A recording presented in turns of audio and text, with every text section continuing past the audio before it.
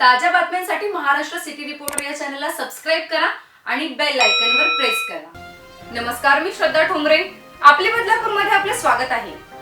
मराठा समाजावर नेहमी अन्याय होत असून नोकरी आणि शिक्षणामध्ये या समाजाला बाजूला सारून सध्या राजकारणातून देखील मराठा समाज बाजूला होत असल्याची परिस्थिती निर्माण होत आहे आणि त्यामुळे मराठा समाजाची जनगणना करणं अत्यंत गरजेचं आहे अशी मागणी बदलापूर शहराचे भाजपचे नगरसेवक संभाजी शिंदे यांनी केली आहे।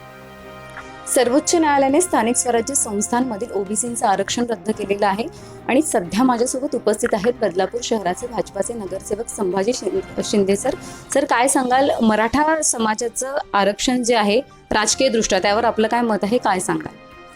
सगळ्यात प्रथम मी एक महत्त्वाची या ठिकाणी घटना सांगू इच्छितो की भारतीय राज्यघटनेच्या कलम 334 आणि 340 अन्वये या ठिकाणी राजकीय क्षेत्रामध्ये लोकप्रतिनिधी पदासाठी SC आणि ST समाजाला घटनेमध्ये आरक्षण दिलेलं आहे आणि ते आरक्षण हे आपलं प्रजासत्ताक भारत झाल्यापासून संसदेमध्ये लोकसभा, विधानसभा आणि सगळ्या स्थानिक स्वराज्य संस्थांमध्ये अनुक्रमे 13% आणि 7% याप्रमाणे चालू आहे।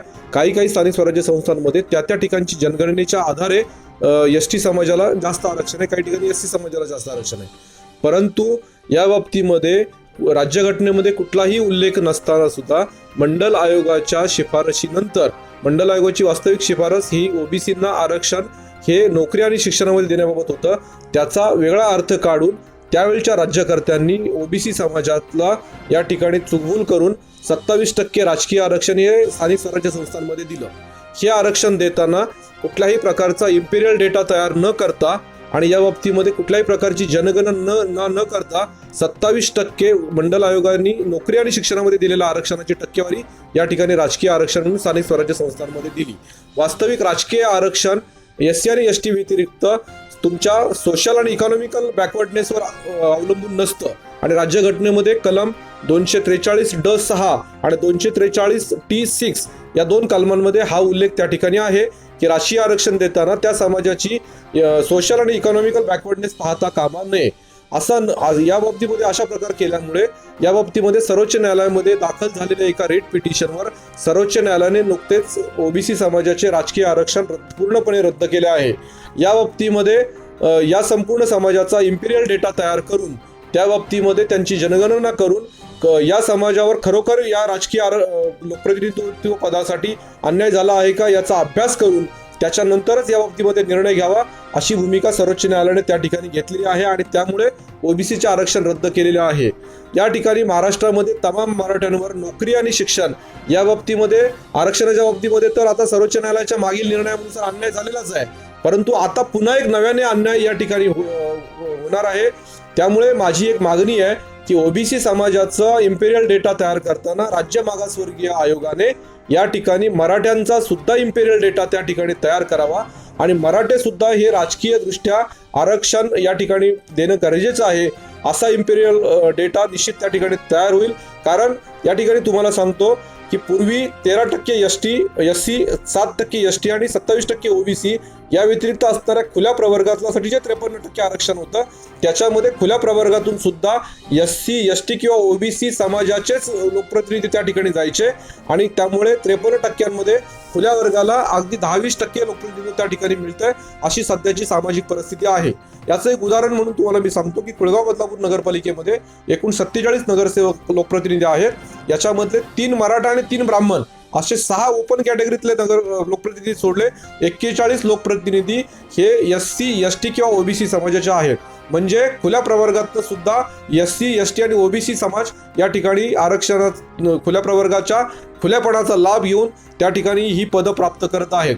त्यामुळे मराठ्यांवर खूप मोठा अन्याय होत आहे आणि राजकीय आरक्षण हे सोशल आणि इकॉनॉमिक बेसवर देऊ नये अशी राज्यघटनेमध्ये नमूद असताना सुद्धा ओबीसींना दिलेलं जे आरक्षण होतं हे चुकीच्या पद्धतीने दिलं होतं। आता जर ओबीसींचा इम्पेरियल डेटा त्या ठिकाणी तयार करायचा असेल तर त्याच्याबरोबर महाराष्ट्रातल्या मराठ्यांचा सुद्धा इम्पेरियल डेटा तयार होण्याची गरज आहे, मराठ्यांची जनगणना तयार होण्याची गरज आहे। कुळगाव बदलापूर नगरपालिकेचं उदाहरण सांगितलं, 47 पैकी जर 6 लोकप्रतिनिधी जर समजा ओपन कॅटेगरीतले असतील याचा अर्थ 80% लोकप्रतिनिधी दुसऱ्या ठिकाणी निवडून आले। त्याच्यामुळे महाराष्ट्रातल्या संपूर्ण स्थानिक स्वराज्य संस्थांचा इम्पेरियल डेटा तयार करून त्या ठिकाणी मराठा समाजाला किंवा इतर समाजाला आरक्षण मिळालं काही याचा अभ्यास होण्याची गरज आहे.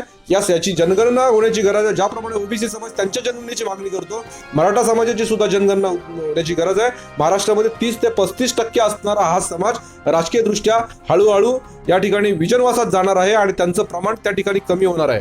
आणि मराठ्यांना सुद्धा राजकीय आरक्षणाची गरज आहे. स्थानिक स्वराज्य संस्थांमध्ये ओबीसी कॅटेगरीला आरक्षण देताना या राज्यकर्त्यांनी विधानसभा आणि लोकसभेमध्ये का आरक्षण दिलं नाही? कारण ते देऊच शकत नव्हते. कारण राज्यघटनेने फक्त लोकप्रतिनिधी कायद्यानुसार एससी आणि एसटी समाजालाच आरक्षण दिलेलं आहे, ओबीसीना आरक्षण दिलेलंच नव्हतं. मग त्यांनी या ठिकाणी वॅक्सिनचं टेस्टिंग ज्याप्रमाणे एखाद्या माकडांवर किंवा उंदरांवर केलं जातं, त्याप्रमाणे याच्यामध्ये कोर्टाची किंवा लोकांची काय प्रतिक्रिया येते त्याचा अभ्यास हे लोक करत होते. आणि त्या वॅक्सिनचा वापर किंवा त्या राजकीय आरक्षणाचा वापर ओबीसी समाजासाठी स्थानिक स्वराज्य संस्थांमध्ये केला की जो टिकणारच नव्हता. सर्वोच्च न्यायालयाच्या या निर्णयाने एक फार मोठा क्रांतिकारक निर्णय दिल्यामुळे आता खऱ्या अर्थानं एससी आणि एसटी समाजाव्यतिरिक्त इतर सर्व समाजांचा इम्पेरियल डेटा तयार होण्याची गरज आहे. आणि तसा इम्पेरियल डेटा तयार झाला तर प्रत्येक समाजाला त्या त्या कॅटेगरीनुसार किती आरक्षण मिळावं की जे याचा या ठिकाणी निर्णय राज्य सरकार घेऊ शकेल राज्य मागासवर्गीय समितीच्या अहवालानुसार. त्याच्यामुळे इतर सर्व समाजांना सुद्धा न्याय मिळेल आणि ओपन कॅटेगरीत तर कुणीही उभं राहायचं, त्या कॅटेगरीत निवडून यायचं हा जो प्रकार आहे तो प्रकार बंद होईल. राजकीय आरक्षण हे सोशल आणि इकॉनॉमिक बॅकवर्डनेसवर अवलंबून नाही, हे मी पुन्हा या ठिकाणी सांगू इच्छितो. आणि तेच सर्वोच्च न्यायालय म्हणतं. त्याच्यामुळे ओबीसीचा इम्पेरियल डेटा तयार करताना राज्य मागासवर्गीय आयोगाने इतर सर्व समाज, मराठा समाजासह इतर सर्व समाजांचा या ठिकाणी इम्पेरियल डेटा तयार करण्याची गरज आहे. माझी तमाम मराठा नेत्यांना विनंती आहे की तुम्ही या बाबतीमध्ये तुम्ही लक्ष घालण्याची गरज आहे. ज्याप्रमाणे ओबीसी नेते या ठिकाणी मागणी करतायत त्यांच्या जनगणनेची इम्पेरियल डेटाची, त्याप्रमाणे मराठा समाजाचा सुद्धा नेत्यांनी या मागणी करण्याची गरज आहे.